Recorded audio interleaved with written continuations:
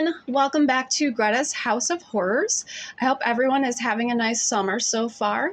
I've decided to take a little bit of a break from talking about holiday horror movies because with it being summertime, there's not really many holidays. The next one's Labor Day. So I decided to make this video just a shopping haul. So I'm going to be talking about the horror movies that I purchased, and I'm also going to be doing some Halloween shopping because the stores are now coming out with Halloween stuff.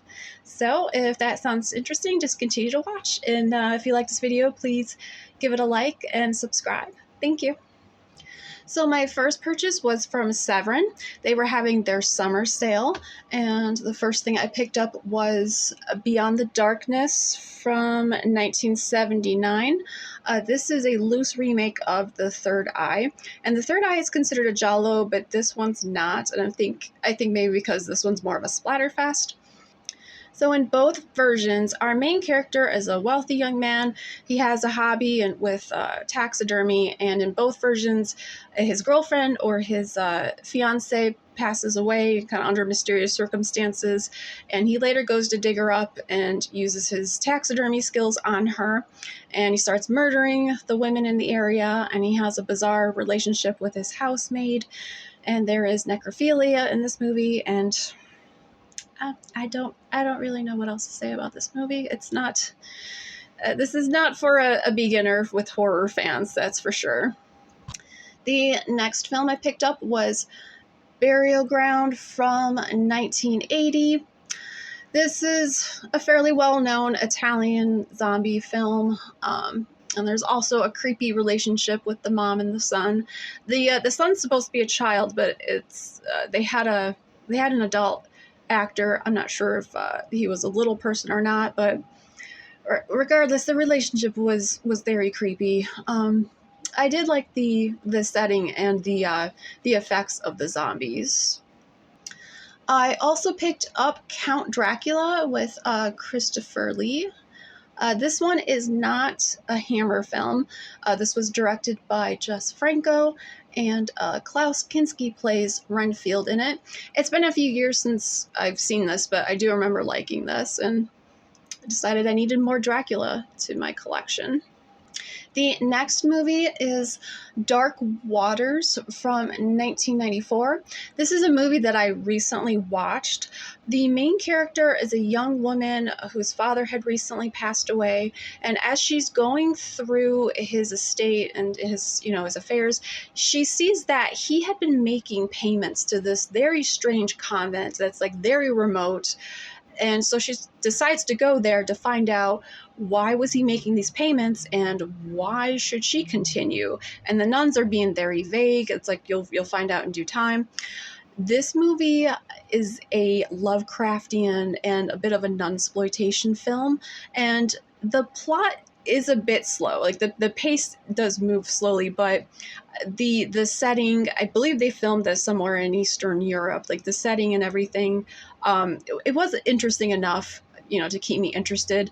And when you find out what the nuns are up to, like what their mission and goal is, I found it to be rather jaw-dropping. So I did enjoy this movie. The next movie is Fulci for Fake. It has this nice lenticular slip cover here. I hope this can show on film. So this is a sort of a mockumentary. You have this actor. He's going around saying that he's going to be playing Lucio Fulci. So he's going around to interview Fulci's colleagues and his family members to get a better idea of his life and his works. I've watched this a couple of times on Tubi, and so I realized it'd be nice to own this. So if you're a fan at all of Lucio Fulci's works, this is worth checking out. So the next one I got is Lucio Fulci's Opera. This is a fairly well-known giallo film. And one of the more memorable things from this is seeing a person bound with needles forcing their eyes open. Our main character keeps getting tied up and is forced to watch people being murdered in front of her. So she's trying to find out who is the killer. So this is a classic giallo film. The next movie I got is Queen of Blood from 2014. This is a low budget movie that's an homage to the Euro horror movies of like the 60s and 70s, like Jess Franco and Jean Rollin.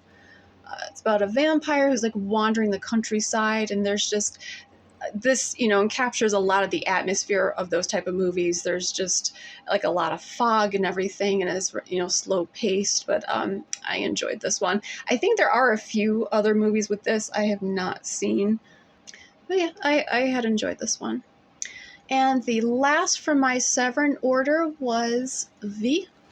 This might be one of the most famous horror movies to come out of Soviet cinema.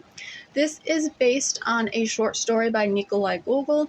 Our main character is a young man who's starting to become a monk, and he ends up causing the death of this witch, and her family makes him do a 3-night vigil over her body.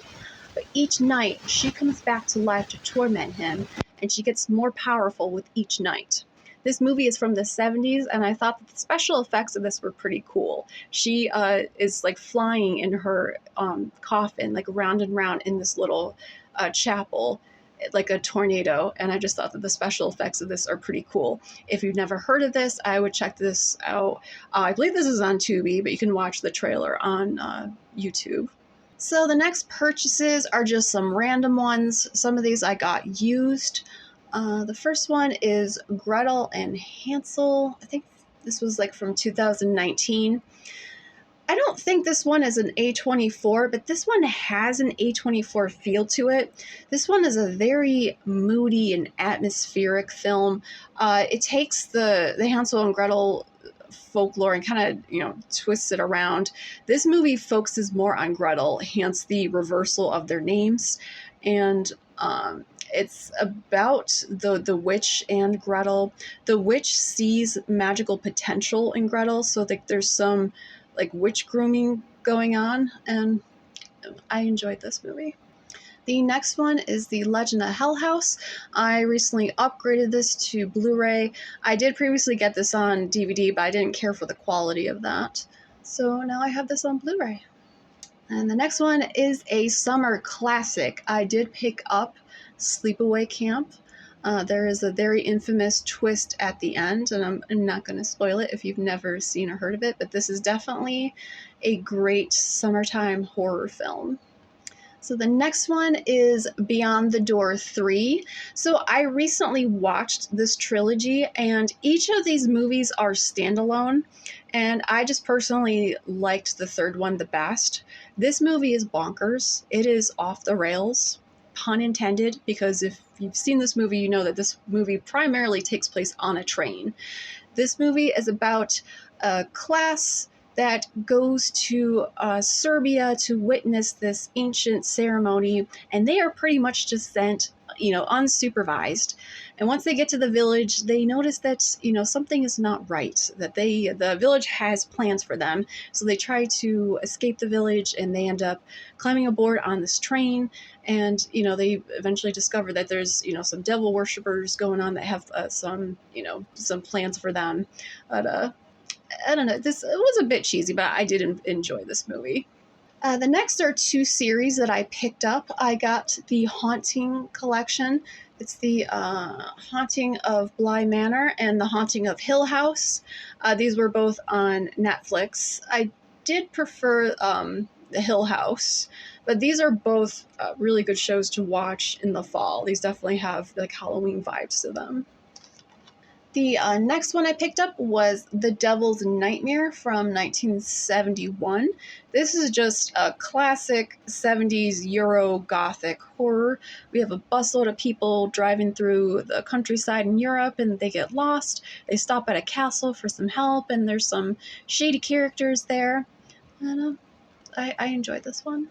The next one is Raw from 2016. This is another foreign film. I think this one was French. This is a coming-of-age cannibal film. Our main character is from a family of cannibals, but they have kept it a secret from her and raised her to be vegetarian, hoping that they can suppress the cannibalism in her. So she goes off to college, and she's peer pressured into eating some raw meat that was part of like a initiation or like a hazing ritual, but by eating that it like activates the cannibalism in her. So this is sort of a self-discovery and like having to cope with that, and I enjoyed this one. Next, I picked up Renfield. This was a very fun horror comedy. It was great seeing Nicolas Cage as Dracula. The black and white scenes, he looked so much like Bela Lugosi. I just thought this was a really fun movie. I guess I was on a little bit of a Nicolas Cage kick because I also picked up Mandy. This one definitely has a very different tone from Renfield. This is a more revenge film. There's a cult that sets their sights on Nicolas Cage's, I don't know if she was his wife or his girlfriend, and then he seeks revenge and is out to hunt this cult down. I love the atmosphere and the music in this movie. And then I had also picked up Beyond the Black Rainbow. This has the same director as Mandy, and I do believe this takes place in the same universe. It takes place like in the 80s, and it's a very psychedelic movie. It's about this girl who's a psychic, and she's trapped in this like this government or scientist facility, and this guy just has a weird obsession with her.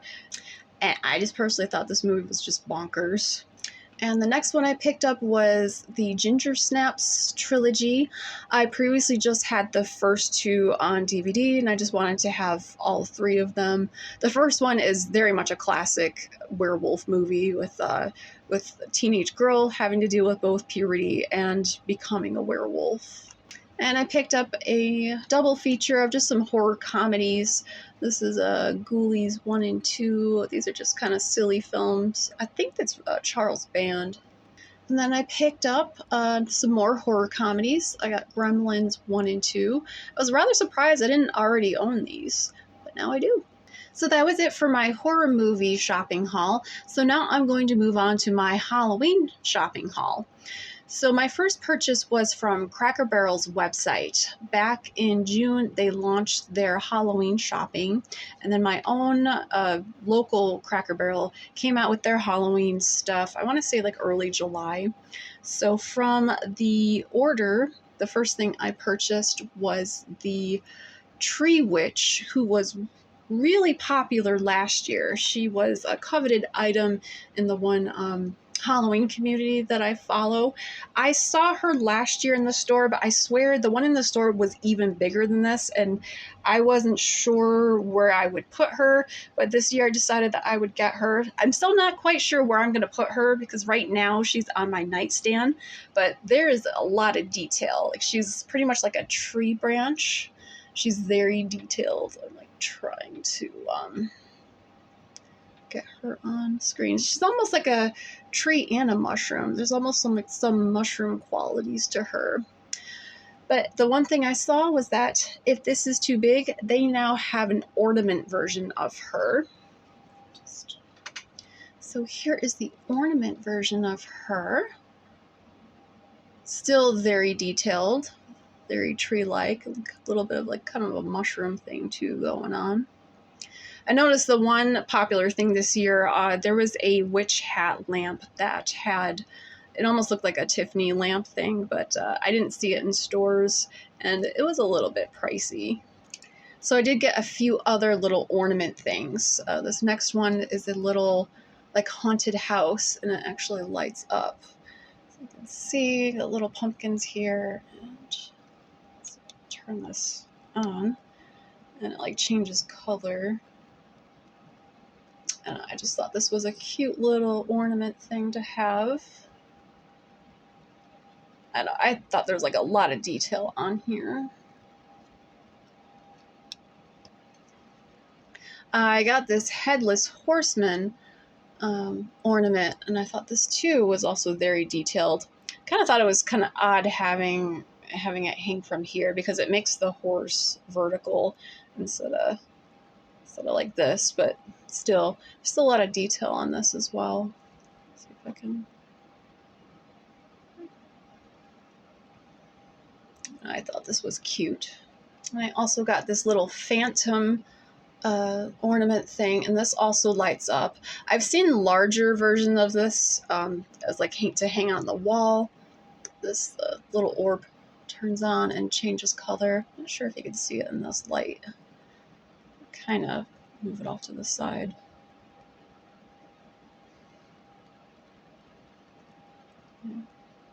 Again, very detailed, like this. I got these salt and pepper shakers of a ghost dog and a ghost cat. I know last year I got an ornament version of this ghost cat. And they really, Cracker Barrel really has these cute salt and pepper shakers of different things throughout the year, like seasonal things. Like this time of year, they'll have like mushrooms and strawberries and other summertime stuff. And they also have plenty of Halloween versions. Years prior, I have a whole bunch of these like little salt and pepper shakers that you can just like put anywhere as like decorations. And then I got this glitter globe of a witch's brew, and this lights up. And I like the green. It just looks like a potion bottle. Definitely looks cooler when you turn the lights out. But yeah, and you have some detail down here at the base of like cobwebs and other details. I don't know, for a glitter globe, I thought this was cool.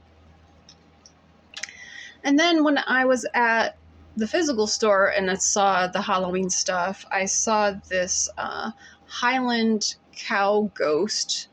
I thought this was cute, so I also got this little ornament.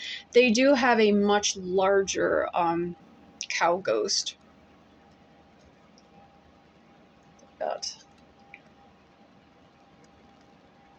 It's quite detailed and cute.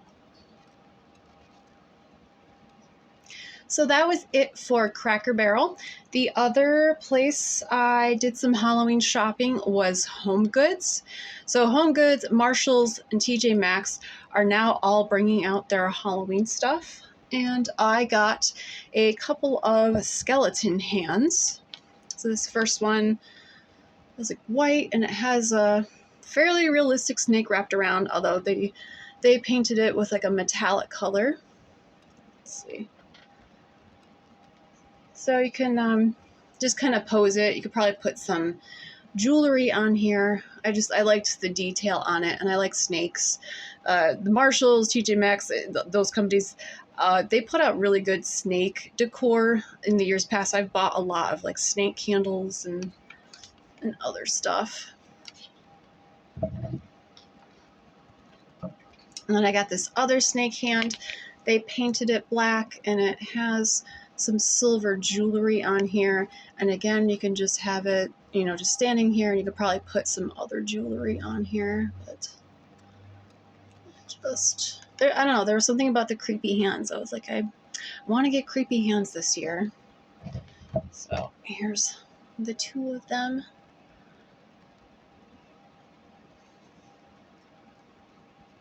Got snake, and I got silver jewelry.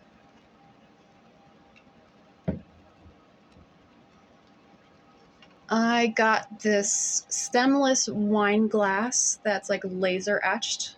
There's like a cemetery and trees and bats on here.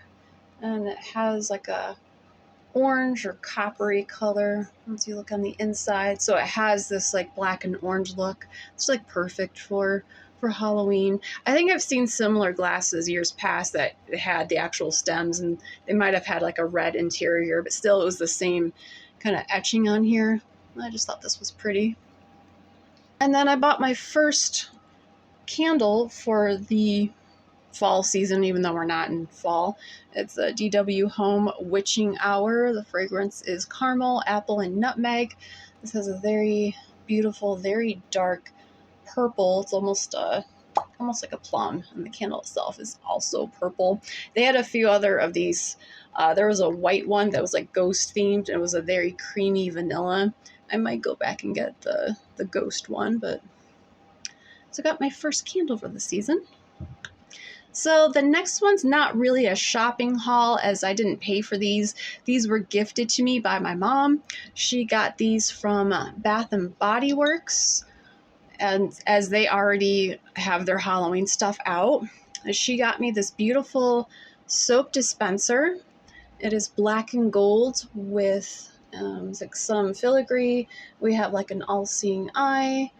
We have a skull and a moth, and this is made out of ceramic, so it's not plastic.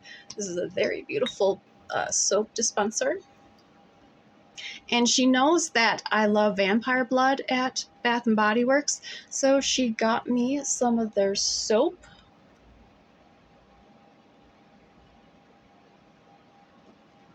And she got me some hand sanitizer. I love these little sanitizers. You could just like throw them in bags or in your car or have them in your desk. They're really convenient. So I will be putting the soap in this dispenser. So thank you, Mom. I love these.